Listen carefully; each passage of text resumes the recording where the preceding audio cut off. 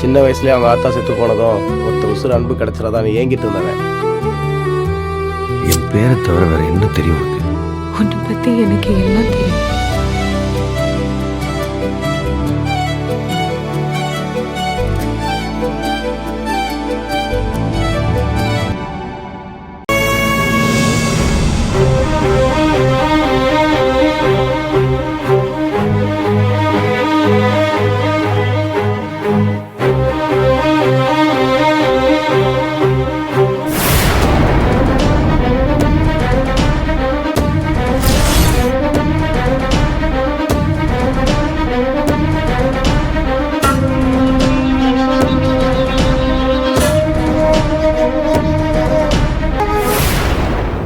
எல்லாரும் என் பக்கத்திலே இருந்தோம்.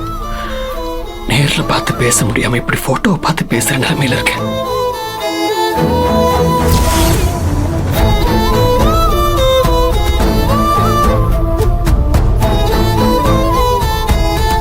இத்தனை நாளும் நீங்க எல்லாரும் எங்க இருக்கீங்கன்னு தெரியாம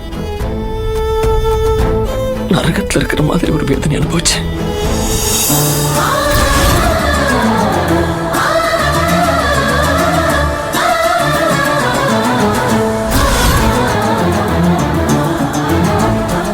இப்ப நீங்க என் பக்கத்துல இருக்கீங்கிறது தெரிஞ்சோம் என்னால உங்ககிட்ட உண்மையை சொல்ல முடியல.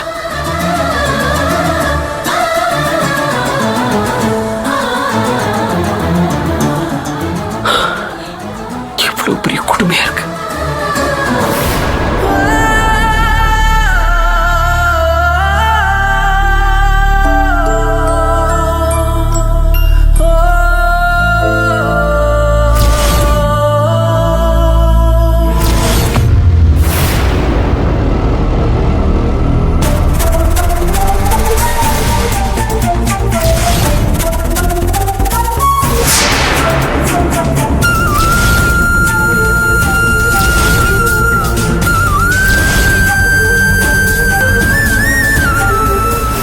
ஏங்க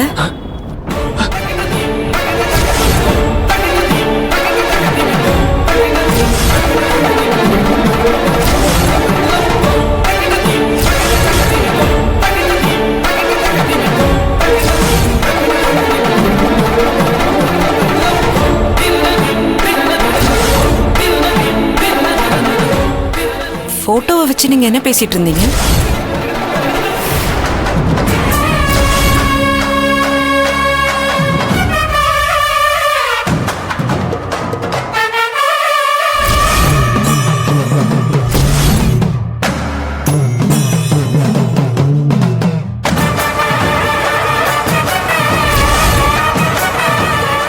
உங்களதான் போட்டோ வச்சு ஏதோ பேசிட்டு இருந்தீங்கல்ல?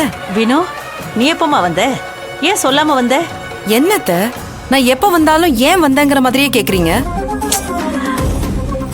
ஆமா, இவர் ஏன் போட்டோவெல்லாம் வச்சு பாத்துட்டு இருக்காரு? அது அது ஒண்ணும் இல்ல, தம்பி சும்மாவே இருந்துச்சா, ஏதாவது வேலை இருந்தா கொடுங்கம்மான்னு சொல்லுச்சு. அதான் ரூம் எல்லாம் ஒட்டடடிக்காம ஒரே தூசியா இருந்துச்சா, நீ இருந்தா இதையெல்லாம் பண்ணிருப்பேன்னு சொன்னேன்.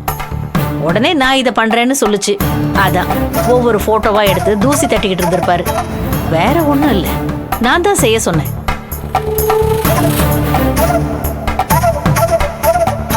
ஆமா, நான் இங்க வரதுக்கு என்ன சொல்லிட்டா வரணும்? என்ன ஏன் இவ்வளவு அந்நியமா நடத்துறீங்க? எனக்கு ரொம்ப கஷ்டமா இருக்கத்த. அப்படி இல்லம்மா, உனக்கு நிறைய வேலை இருக்கும், எதுக்கு இப்படி அடிக்கடி வரேன்னு தான் கேட்டேன். சும்மா சமாளிக்காதீங்க நீங்க. சரி, அதெல்லாம் இருக்கட்டும். எதுக்கு இந்த நகையெல்லாம் கற்பக அம்மா கிட்ட கொடுத்து விட்டீங்க? என்கிட்ட கொடுத்தா நான் வாங்க மாட்டேன்னு தானே நீங்க அவங்க கிட்ட கொடுத்து அனுப்புனீங்க. எதுக்குதான் இப்படி பண்ணிட்டு இருக்கீங்க? நான் அப்படி என்னம்மா பண்ணேன்? இது உன்னோட நகை, உன் மகளுக்காக நீ சேர்த்து வச்சிருப்ப இல்ல, அதையெல்லாம் கொடுத்து விட்டேன். இதுல என்ன இருக்கு? நான் என்னைக்குமே என்னோட மகளா நினைக்கிறது ரம்யாவை மட்டும்தான். அவளுக்காக சேர்த்து வச்ச நகையும் தானே இதுல இருக்கு. அதையே நீங்க கொடுத்து விட்டீங்க. இங்க இருந்தா என்னத்த பிரச்சனை?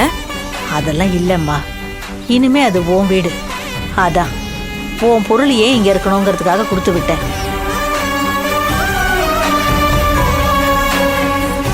என்ன இருந்தாலும் ஒரு பொண்ணு புகுந்த வீட்டுக்கு போகும்போது பொண்ணோட போனாதானே மரியாதை. அத்தை, நீங்க பழைய மாதிரி இல்ல அத்தை. மனசுல எதையோ நினைச்சு நீங்க இப்படி எல்லாம் பண்ணிட்டு இருக்கீங்க. நான் என்னைக்குமே உங்களை பிரிச்சு பார்க்க மாட்டேன். நீங்க தான் புதுசா என்ன பிரிச்சு பார்த்துட்டு இருக்கீங்க. அதுதான் ஏன்னு எனக்கு புரியவே மாட்டேங்குது. நான் அங்க போயிருந்தாலும் நான் என்னைக்குமே உங்களோட மருமக தான். அப்படிதான் நான் வாழ்ந்துட்டு இருக்கேன். அதையும் உங்களுக்கு புரிய மாட்டேங்குது அத்தை. புரியாமலாம் இல்ல வினோ. எதையுமே விளக்க முடியாத நிலைமையில தான் நான் இருக்கேன். அவ்வளவுதான் என்னால சொல்ல முடியும். இதுக்கு மேல என்னால எதுவும் சொல்ல முடியாது. வினோ, இப்ப நான் உன்கிட்ட ஒரு விஷயம் சொல்லுவேன். ஆனா நீ ஏன் எதுக்குன்னெலாம் கேட்க கூடாது, என்னை தடுக்கவும் கூடாது. என்கிட்டயே புதிர் போடுறீங்களா? என்ன இடிய இறக்க போறீங்க சொல்லுங்க. நானும் ரம்யாவும் சொந்த ஊருக்கே போயிடலான்னு இருக்கோம். அத்தை, சிவாவும் எங்க கூட வராரு. இல்ல இல்லம்மா, இல்ல, என்னால மதிக்கவத்தை விட்டு வர முடியாது.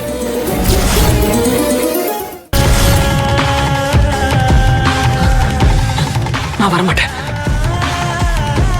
வினோ, அது ஒண்ணும் இல்லம்மா. தம்பி பசங்களோட பாசமா நல்லா பழகிடுச்சு இல்ல, அதான்.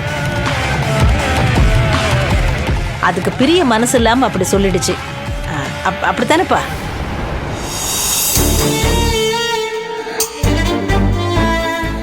எதுக்காக இந்த திடீர் முடிவு? கல்யாணம் ஆனாலும் ஒன்னா இருக்கலாம் தானே நீங்க சொன்னீங்க. இப்ப என்ன புதுசா தனியா பிரிஞ்சு போறேன்னு சொல்றீங்க? அத்தை சொல்லுங்க அத்தை. வயசு பொண்ணை வச்சுக்கிட்டு ரம்யாவுக்கு இன்னி கல்யாணம் பண்ணணும்ல, அந்த பொறுப்பு எனக்கு இருக்கு அத்தை. அதை நீங்க முதல்ல மறந்துடாதீங்க. இல்ல நான் தனியா போயிட்டதுனால இதெல்லாம் நான் மறந்துட்டேன்னு நினைக்கிறீங்களா? என்னைக்கு இருந்தாலும் அவதான் என்னோட மூத்த பொண்ணு. அவளுக்கு செய்ய வேண்டிய எல்லா கடமைகளையும் நான் தான் செய்வேன். அவளுக்கு நான் நல்லபடியா கல்யாணம் பண்ணி வைப்பேன்னு உங்க பையனுக்கு நான் சொல்லியிருக்கேன்.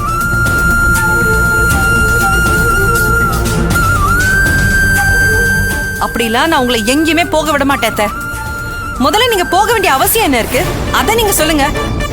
அவ முதல்ல வேலைக்கு போகட்டும், கொஞ்சம் பொறுப்பு வரட்டும், அப்புறமா கல்யாணத்தை பத்தி பேசிக்கலாம். ஆனா போற முடிவுல நாங்க உறுதியா தான் இருக்கோம்.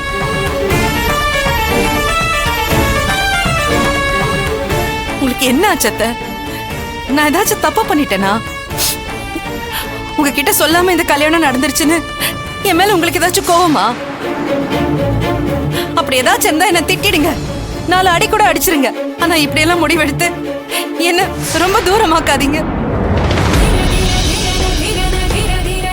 உங்க பையனும் இப்படிதான் சொல்லாம போயிட்டாரு. அதே மாதிரி நீங்களும் என்ன விட்டுட்டு போய் என்ன தவிக்க விட போறீங்களா?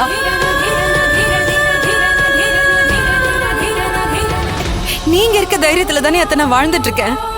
நீங்களும் போயிட்டா எனக்கு என்ன வேற யார் இருக்கா? என்ன அனாதையாக்கிடாதீங்க அத்தை.